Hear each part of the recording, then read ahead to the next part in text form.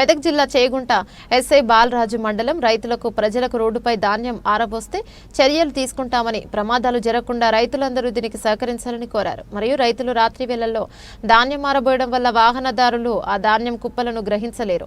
తమ ప్రాణాలను నమ్ముకుని వారి కుటుంబాలు ఉంటాయన్నారు. కాబట్టి రైతులు, ప్రజలు పోలీసు వారికి సహకరించాలన్నారు.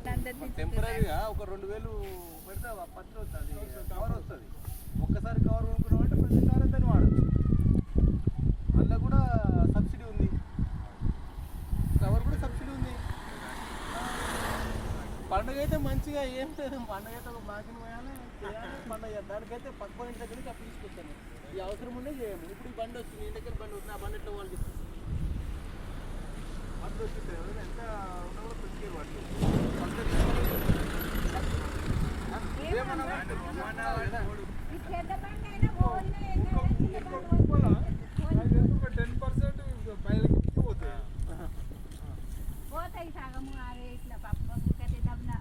అవన్నీ ఎందుకమ్మా ఇప్పుడు తీసేది, సాయంత్రం వరకు వేరే దగ్గర వచ్చినప్పుడు, రాత్రి కుప్ప నూకినప్పుడు వేరే దగ్గర పోయాలి.